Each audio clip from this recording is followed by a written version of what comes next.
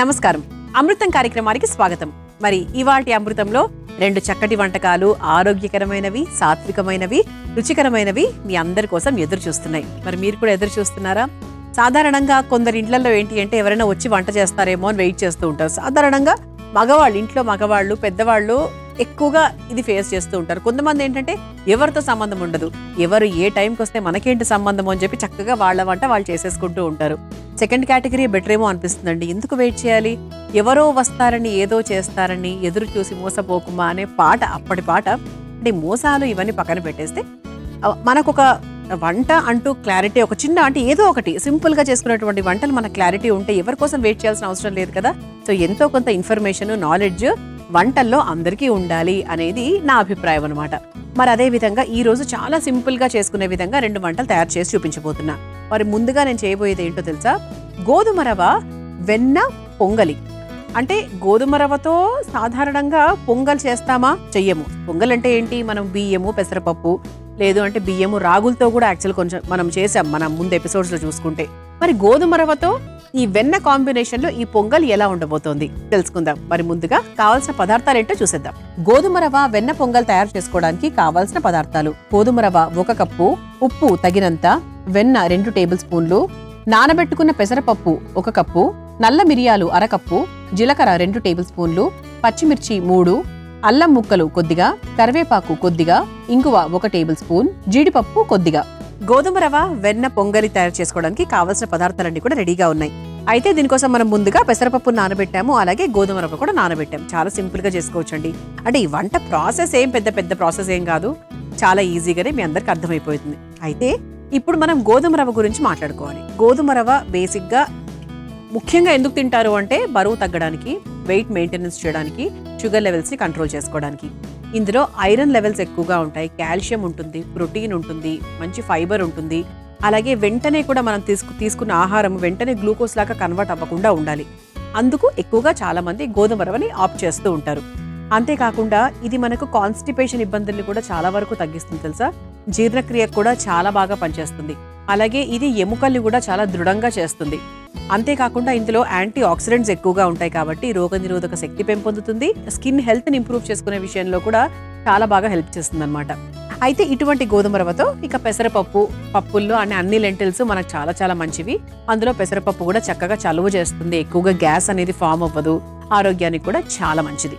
మరి ఈ రెండింటి కాంబినేషన్తో వెన్నను ఉపయోగిస్తూ మనం చక్కగా పొంగలి తయారు చేసుకోబోతున్నాం. అంటే ఎప్పుడూ పొంగలి మనం ఎక్కువగా నెయ్యితో చేస్తూ ఉంటాం. మరి వెన్నతో చేస్తే ఎలా ఉంటుంది ఈరోజు తెలుసుకుందాం. అంటే మోర్ ఆర్ లెస్ మనకు నెయ్యితో అయినా వెన్నతో అయినా కొంచెం ఒకే విధమైన రుచి రావచ్చు, వెన్నతో ఇంకొంచెం డిఫరెంట్గా వస్తుంది, అంతకన్నా ఏం లేదు. రెండు కూడా ఆరోగ్యానికి చాలా మంచిది. ప్రతిరోజు నెయ్యి 2 స్పూన్లు తినమని 100% చెప్తారు. నెయ్యి పూర్తిగా మానేస్తూ ఉంటారు కొంతమంది, లావు అయిపోతామేమో అని. నెయ్యితో లావు కారు, కుంభాలు తింటే ఏదైనా అవుతారు. అందుకే ఏంటంటే 2 నుంచి 3 స్పూన్ల వరకు నెయ్యి 100% ప్రతి మనిషికి ప్రతిరోజు కావాలి. అది అయితే ఫస్ట్ మనం ఏం చేద్దామంటే ఇలా ఒక ఆవిరి పాత్ర తీసుకుందాము. ముందుగా స్టవ్ వెలిగించేసుకుందాం. ఇది కొంచెం మనకు సిమ్లో పెట్టుకొని మనం వెన్నతో మొదలు పెడుతున్నాం కదా ఈ పొంగలి. చక్కగా వెన్న వేసుకుందాం.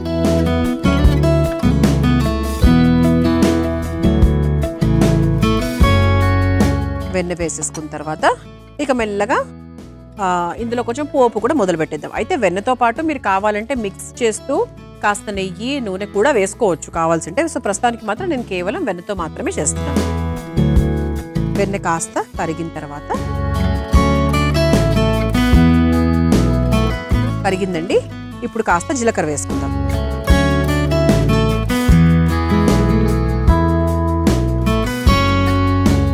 ఆ తర్వాత మిరియాలు. సో మిరియాలు మనం కచ్చపచ్చగా దంచుకొని వేసుకోవచ్చు, కాకపోతే మనం ఉడికిస్తున్నాం కాబట్టి ఆ సారం అంతా కూడా బాగా పడుతుంది, పర్వాలేదు, మనం డైరెక్ట్ కూడా వేసేసుకోవచ్చు. మిరియాలు ఒకసారి వేయించేసుకో.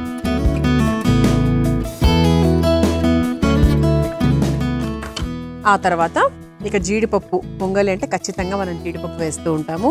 అలాగే అల్లం ముక్కలు కూడా మంచి ఘాటుగా ఉండాలి అంటే అల్లం ముక్కలు ఒకసారి వేయించేసుకుందాం.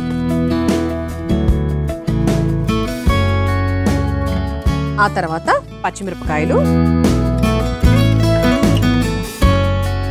అలాగే కాస్త ఇంగువ. ఇక్కడ పొంగల్లో ఖచ్చితంగా మనకు ఇంగువ ఫ్లేవర్ అనేది 100% మంచి టేస్ట్ తీస్తుంది. ఇంగువ లేని అసలు పొంగల్కి అర్థమే లేదు.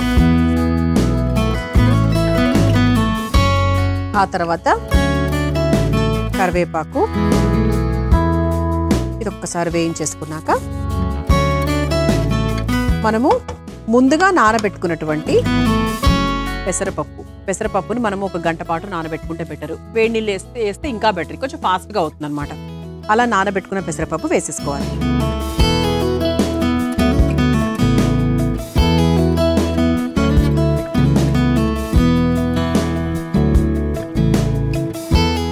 ఒకసారి కలిపేసుకుందాం. ఆ తర్వాత సమానంగా అదే కప్పుతో నానబెట్టుకున్న గోధుమ రవ్వ. గోధుమ రవ్వ తొందరగా ఉడికిపోతుంది ఆఫ్ కోర్సు.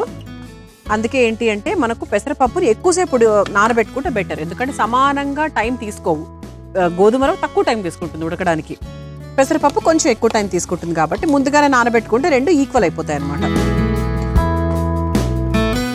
కానీ చాలా హెల్తీ ఫుడ్ అండి ఇది, డయాబెటీస్ ఉన్న వాళ్ళకైనా ఎవరికైనా కూడా.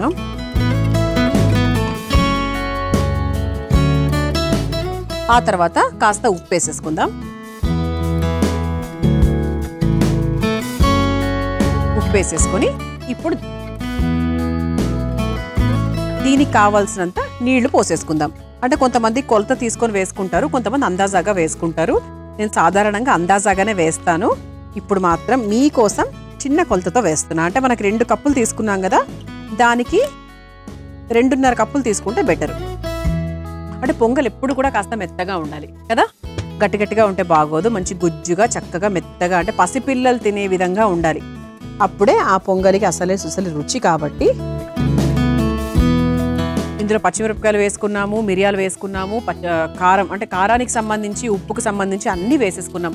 పొంగలి ఎప్పుడూ కూడా చాలా సాత్వికంగా ఉంటుంది. అది హడావిడి చెయ్యం దాన్ని, ఎప్పుడు కూడా దాన్ని అలాగే ఉంచుతాము. అయితే ఇప్పుడు మూత పెట్టేసుకుందాం.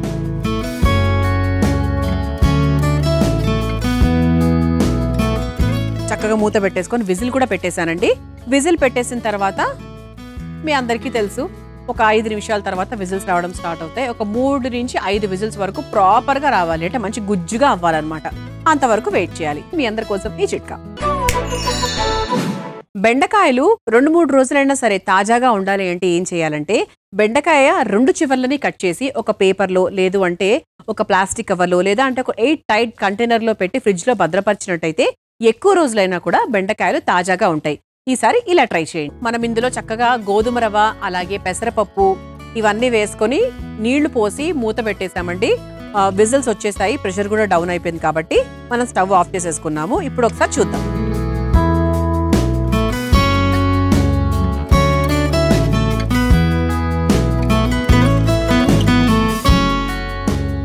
ఎస్, పర్ఫెక్ట్గా అయిందండి.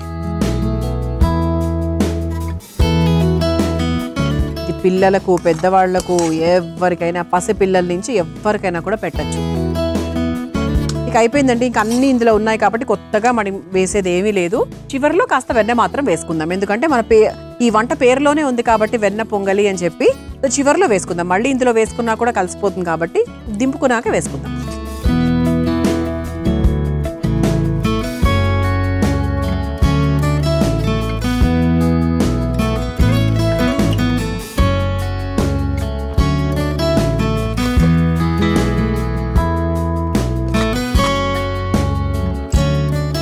ఇలా చక్కగా బౌల్లోకి తీసేసుకున్నాం కదా. మనం వెన్న పొంగలి అన్నాం కాబట్టి చివరిగా కాస్త వెన్న వేసేసుకుందాం. సో ఇలా వేడివేడిగా ఉన్నప్పుడే పైనుంచి వేసేసుకుంటే బాగుంటుంది. ఇలా స్ప్రెడ్ అవుతుంది కదా, టేస్ట్ చేసినప్పుడు చాలా బాగుంటుంది అన్నమాట. ఇలా చక్కగా వేడివేడిగా రుచికరమైన, సాత్వికమైన, ఆరోగ్యకరమైన, అంటే ఈ 3 పదాలు ఎప్పుడు మన అమృతంలో ఎక్కువగా వాడుతూ ఉంటాము. కానీ ఈ వంటలో మాత్రం పుష్కలంగా ఈ 3 పదార్థాలు హ్యాపీగా సెట్ అవుతాయేమో అనిపించింది నాకైతే. తప్పకుండా మీరు కూడా ఈ గోధుమ రవ్వ వెన్న పొంగల్ని ప్రయత్నించండి. మరి ముందుగా కావాల్సిన పదార్థాలు తయారు చేసుకునే విధానం చూసేయండి మరొకసారి. గోధుమ రవ్వ వెన్న పొంగల్ తయారు చేసుకోవడానికి కావాల్సిన పదార్థాలు: గోధుమ రవ్వ 1 కప్పు, ఉప్పు తగినంత, వెన్న 2 టేబుల్ స్పూన్లు, నానబెట్టుకున్న పెసరపప్పు 1 కప్పు, నల్ల మిరియాలు 1/2 కప్పు, జీలకర్ర 2 టేబుల్ స్పూన్లు, పచ్చిమిర్చి 3, అల్లం ముక్కలు కొద్దిగా, కరివేపాకు కొద్దిగా, ఇంగువ 1 టేబుల్ స్పూన్, జీడిపప్పు కొద్దిగా. గోధుమ రవ్వ వెన్న పొంగల్ తయారు చేసుకునే విధానం: ముందుగా స్టవ్ వెలిగించి కుక్కర్లో వెన్న వేసి కాస్త కరిగిన తర్వాత అందులో జీలకర్ర, మిరియాలు, జీడిపప్పు, అల్లం ముక్కలు, పచ్చిమిర్చి, ఇంగువ, కరివేపాకు వేసి వేగాక అందులో నానబెట్టిన పెసరపప్పు, గోధుమ రవ్వ, సరిపడా ఉప్పు, సరిపడా నీళ్లు పోసి బాగా కలిపి మూత పెట్టి ఆవిరి మీద ఉడికించుకొని ఒక సర్వింగ్ బౌల్లోకి తీసుకుని పైనుంచి వెన్న వేసి సర్వ్ చేసుకుంటే గోధుమ రవ్వ వెన్న పొంగలి రెడీ.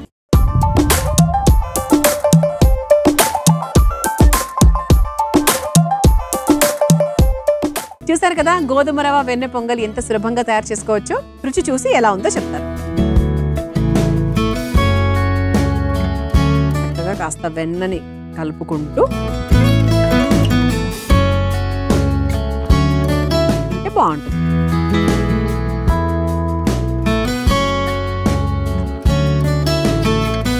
ఆహా, పిల్లలైతే అలా పెట్టుకుని టక్కన మింగేయచ్చు. ఇంకా అసలు రెండో థాట్ కూడా అవసరం లేదనమాట. ఎవరైనా అనుకోండి, కాకపోతే పిల్లలకి ఇంకా సులువు కదా, నమిలి నమిలి తినాల్సిన అవసరం లేకుండా టక్కని హాయిగా తినేస్తారు. అసలు ఇందులో మిరియాలను ఎక్కడ దంచివేయలేదు, అయినప్పటికీ కూడా మనం ఉడికిచ్చాం కాబట్టి ఆ సారం అంతా కూడా బాగా పట్టింది. అది మొదట్లోనే చెప్పాను నేను మీకు. ఆ మిరియాల ఘాటు, ఉప్పు కూడా కరెక్ట్గా సరిపోయింది, కారము అది కూడా పర్ఫెక్ట్గా ఉందన్నమాట. అసలు ఇంకా 100/100 మార్క్స్ నా వంటకి నేనే ఇచ్చుకోవడం జరిగింది. చాలా బాగుందండి, తప్పకుండా ప్రయత్నించండి. ఇక రెండో వంటలకు వెళ్ళిపోదామా? నేను తయారు చేయబోయే రెండో వంట పేరు ఏంటంటే అరటికాయ పచ్చడి. ముందుగా కావాల్సిన పదార్థాలు ఏంటో చూసేద్దాం. అరటికాయ రోటి పచ్చడి తయారు చేసుకోవడానికి కావాల్సిన పదార్థాలు: అరటికాయ 1, చింతపండు కొద్దిగా, మెంతులు కొద్దిగా, ధనియాలు 1 టేబుల్ స్పూన్, జీలకర్ర 1 టేబుల్ స్పూన్, నూనె 3 టేబుల్ స్పూన్లు, టొమాటో 1, కొత్తిమీర కొద్దిగా, కరివేపాకు కొద్దిగా, ఉప్పు తగినంత, ఆవాలు 1 టేబుల్ స్పూన్, శనగపప్పు 2 టేబుల్ స్పూన్లు, మినపప్పు 1 టేబుల్ స్పూన్, ఎండుమిరపకాయలు 4.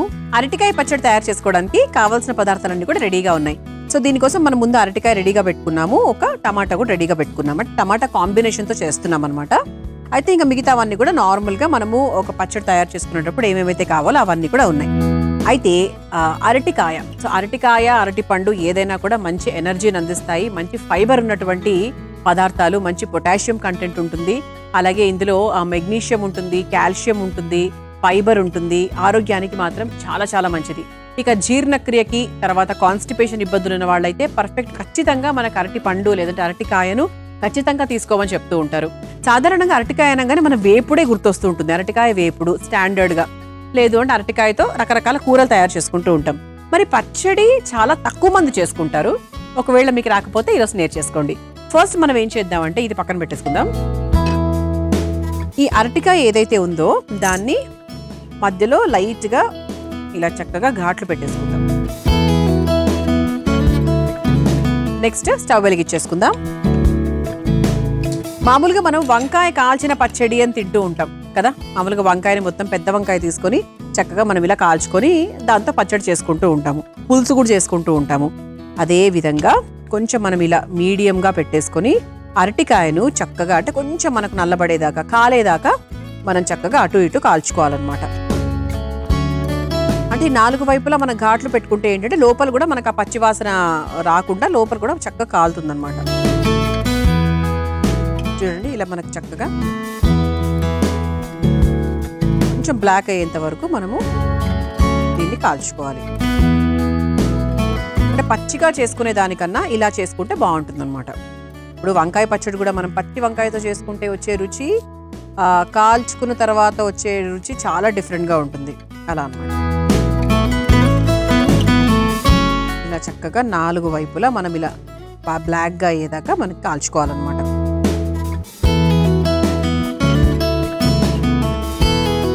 ఓకే, ఇలా చక్కగా మనం కాల్చేసుకున్నాము. చూసారా, ఇలా మనం చక్కగా బ్లాక్గా అయిపోయింది కాబట్టి దీన్ని కొంచెం పక్కన పెట్టేసుకుందాం. అది కాస్త చల్లారుతుంది.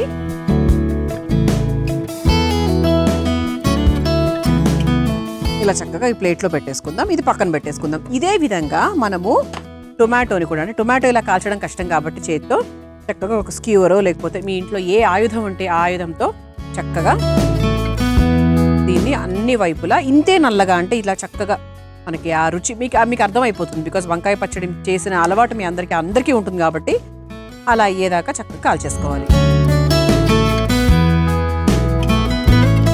టొమాటో మనకు చూసుకున్న ఈ అరటికాయతో కంపేర్ చేసుకుని చాలా ఫాస్ట్గా అయిపోతుంది. అలాగే చూసారా మనకి తొక్క కూడా వచ్చేస్తుంది. తొక్క కూడా తీసేస్తే చేసుకోవాలండి మనం పచ్చడి.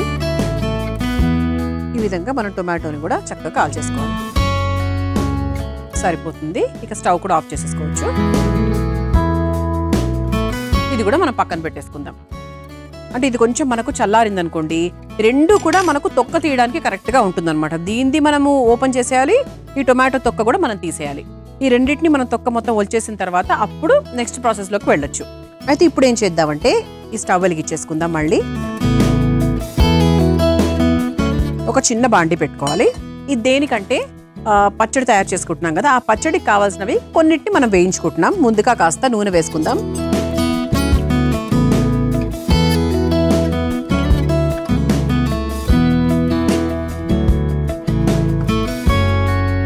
నూనె కాస్త వేడైన తర్వాత కాస్త శనగపప్పు,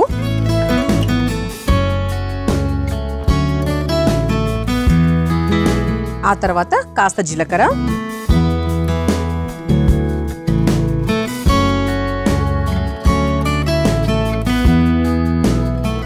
ఆ తర్వాత కొంచెం ధనియాలు,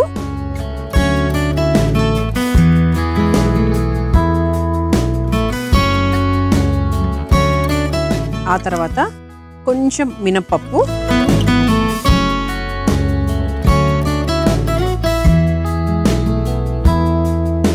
ఇది ఒకసారి లైట్గా వేగిన తర్వాత కొన్ని మెంతులండి. మళ్ళీ చేదు ఎక్కువైపోతుంది కాబట్టి చాలా చూసుకొని వేసుకోవాలి.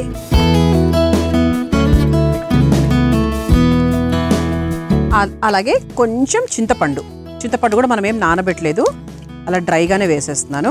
ఆ తర్వాత ఎండుమిర్చి కూడా వేసేసుకొని ఒక్కసారి కలిపేసుకుందాం.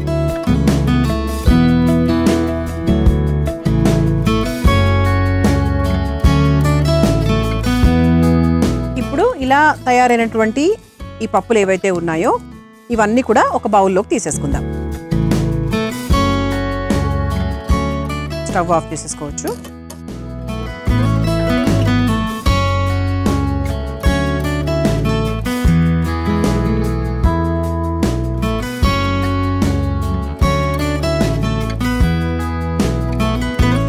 ఇప్పుడు ఇదే పోపులో మనం ఏం చేద్దామంటే మనం ముందుగా కాల్చుకొని పెట్టుకున్నటువంటి టొమాటో అలాగే అరటికాయ ఈ రెండు కూడా చల్లారిపోయిందండి. దీని తొక్క మాత్రమే తీసేద్దాం.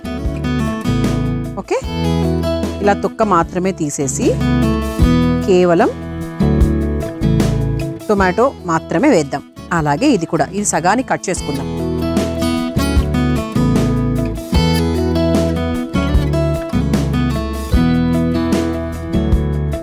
చేసేసుకొని తొక్కని మాత్రం తీసేద్దాం.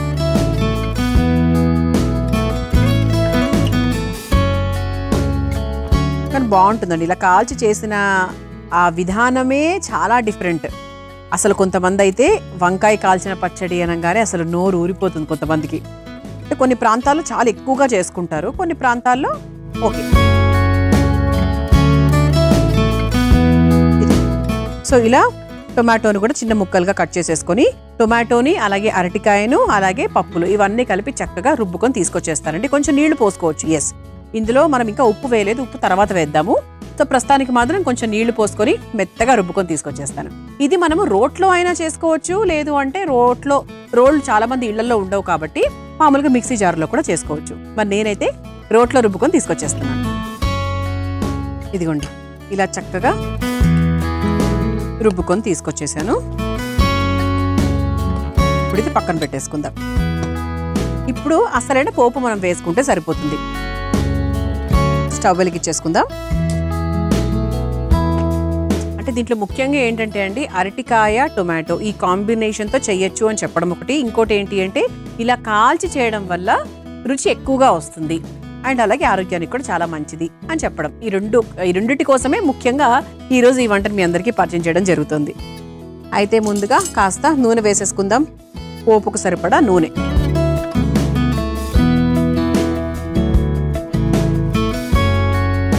నూనె కొంచెం వేడైన తర్వాత ఆవాలు, ఆ తర్వాత కాస్త జీలకర్ర, అలాగే కాస్త శనగపప్పు, ఒక ఎండుమిరపకాయ, అలాగే కరివేపాకు,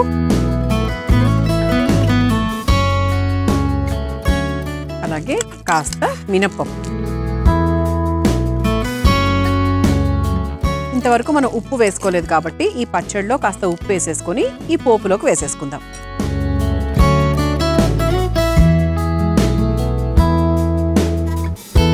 ఇది ఒకసారి బాగా మిక్స్ చేసేసుకుందాము. మిక్స్ చేసేసుకొని ఈ పోపులోకి వేసేసుకుందాం.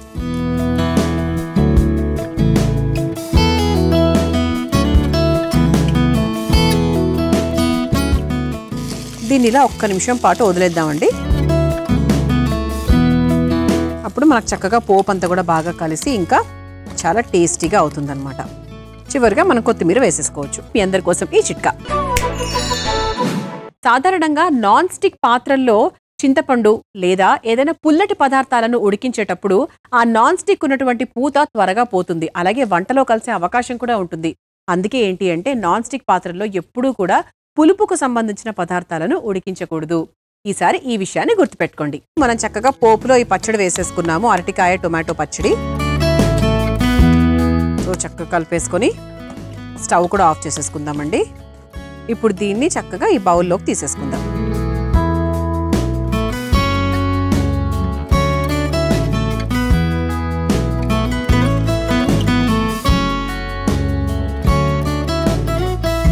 ఇలా ఒక ప్లేట్లోకి తీసుకొని పైన నుంచి కాస్త కొత్తిమీరతో గార్నిష్ చేసేసుకుందాం.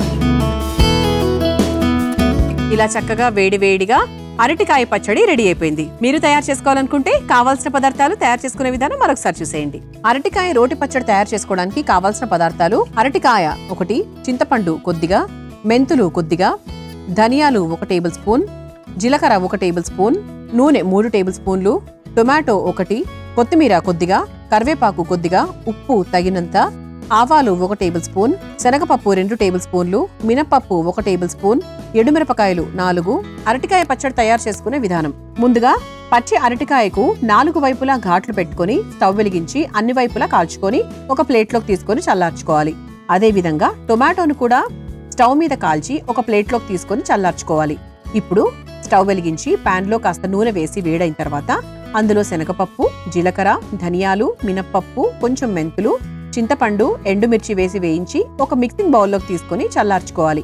ఆ తర్వాత చల్లార్చుకున్న టొమాటోని అలాగే అరటికాయని పైన తొక్క తీసి మిక్సింగ్ బౌల్లోకి తీసుకొని మెత్తగా రుబ్బుకోవాలి. ఆ తర్వాత అందులో ఉప్పు వేసుకొని కలిపి పక్కన పెట్టుకోవాలి.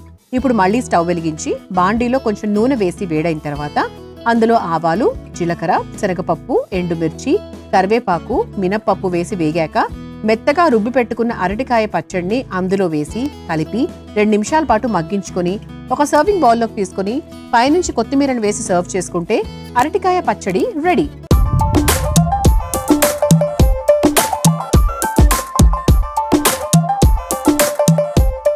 చూసారు కదా, అరటికాయ పచ్చడి తయారు చేసుకోవడానికి కావాల్సిన పదార్థాలు, తయారు చేసుకునే విధానం. రుచి చూసి ఎలా ఉందో చెప్తాను.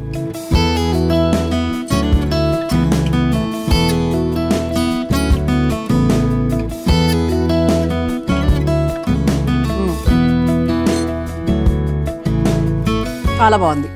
అంటే కాల్చి చేసిన దానికి రుచి తెలుస్తోంది. అంటే నేను ఫస్ట్ ఏం చూసానంటే కాల్చి చేసినా కాల్చి చేయకపోయినా ఒకే రకంగా ఉందా అని ముందుగా ఆలోచించుకున్నాను. లేదండి, కాల్చి చేసిన దానికి డెఫినెట్గా టేస్ట్ అయితే డిఫరెన్స్ ఉంది. మామూలుగా దానికి దీనికి అది బాగుంటుంది, ఇది కూడా బాగుంటుంది. రెండు డిఫరెంట్ కదా, ఎప్పుడు అదే చేసుకుంటూ ఉంటే ఏం బాగుంటుంది, అలా అనమాట. చాలా బాగుందండి. ఇక చక్కగా వేడి వేడి అన్నంలో కానీ దంపుడు బియ్యంలో కానీ నెయ్యి వేసుకొని తింటే అయితే అదిరిపోతుంది అనమాట. తప్పకుండా ప్రయత్నించండి. చూసారు కదా, ఇవాల్టి మన అమృతం కార్యక్రమంలో నేను పరిచయం చేసిన 2 వంటకాలు. రేపటి అమృతంలో మరో 2 వంటకాలతో మళ్ళీ కలుసుకుందాం. అంతవరకు సెలవు, నమస్కారం. ఈ కార్యక్రమాన్ని తిరిగి చూడాలనుకుంటే www.youtube.com/ETV Life Spiritual లో చూడవచ్చు.